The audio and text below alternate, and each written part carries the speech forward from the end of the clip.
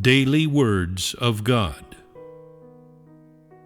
Bearing testimony to God is primarily a matter of speaking of your knowledge of God's work, of how God conquers people, of how He saves people, of how He changes people.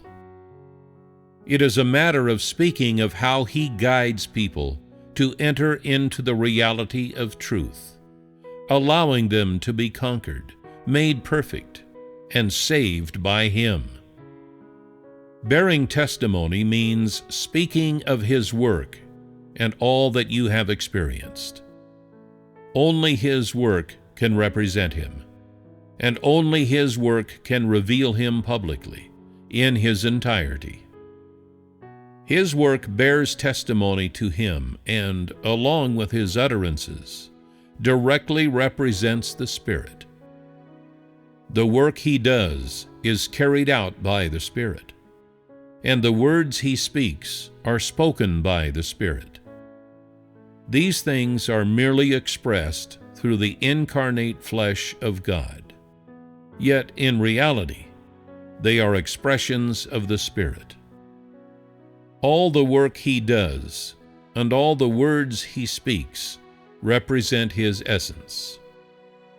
If, after clothing Himself in flesh and coming among man, God did not speak or work, and then asked you to know His realness, His normality, and His omnipotence, would you be able to? Would you be able to know what the substance of the Spirit is? Would you be able to know what the attributes of His flesh are? It is only because you have experienced each step of His work that He asks you to bear testimony to Him. If you were without such experience, then He would not insist that you bear testimony.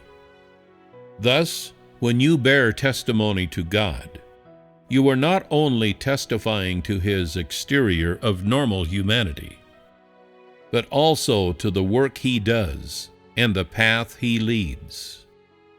You are to testify to how you have been conquered by Him and in what aspects you have been made perfect. This is the kind of testimony you should bear. If, wherever you go, you cry out, "Our God has come to work," and His work is truly practical. He has gained us without supernatural acts, without any miracles and wonders at all. Others will ask, "What do you mean when you say, 'He does not work miracles and wonders'? How can He have conquered you without working miracles and wonders?" And you say, "He speaks, and without a show of any wonders or miracles, He has conquered us. His work has conquered us." Ultimately, if you are unable to say anything of substance, if you cannot talk of specifics, is this true testimony? When God incarnate conquers people, it is His divine words that do so. Humanity cannot accomplish this. It is not something any mortal can achieve. And even those of the highest caliber among normal people are incapable of this. For His divinity is higher than any created being. This is extraordinary to people. The Creator, after all, is higher than any created being. Created beings cannot be higher than the Creator. If you were higher than He would not be able to conquer you. And He can only conquer you because He is higher than you. He who can conquer all humankind is the Creator, and none but He can do this work.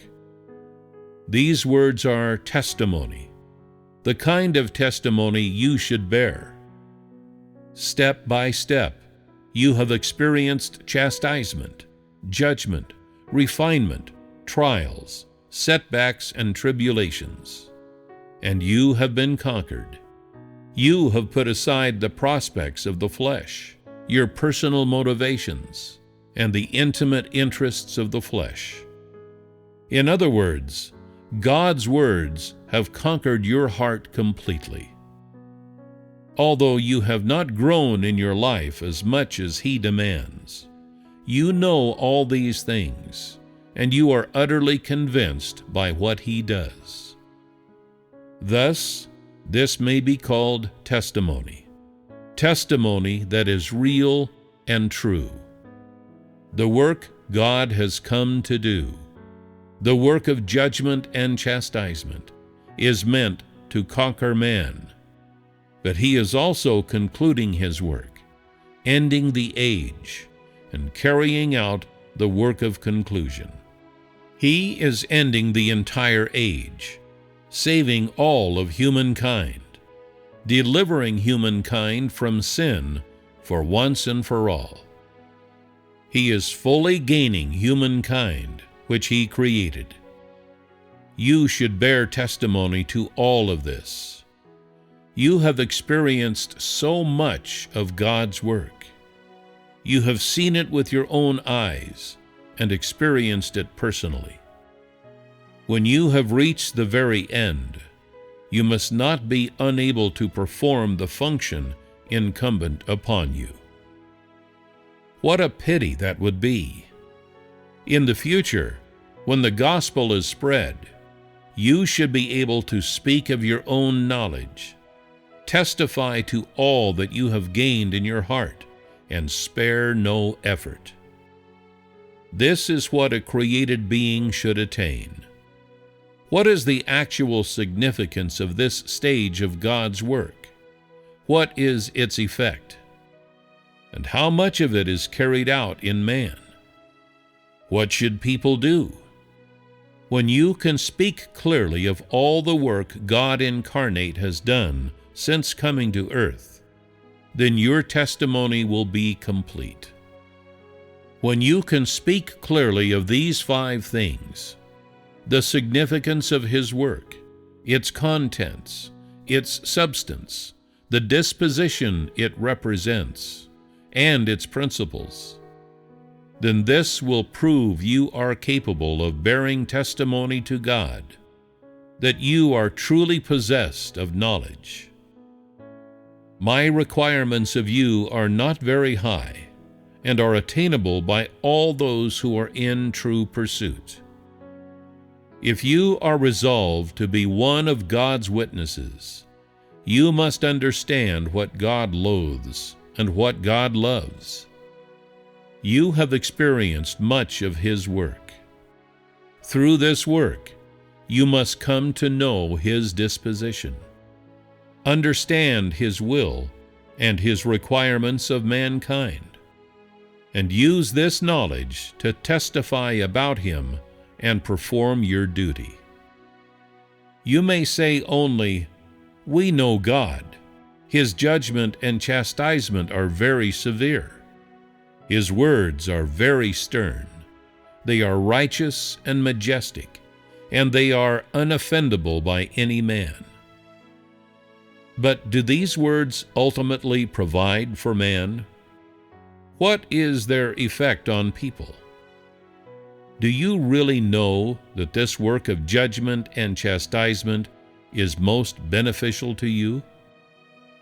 God's judgment and chastisement are exposing your rebelliousness and corruption, are they not? They can cleanse and expel those filthy and corrupt things inside of you, can they not? Were there no judgment and chastisement, what would become of you? Do you actually recognize the fact that Satan has corrupted you to the most profound degree? Today, you should equip yourselves with these things and know them well.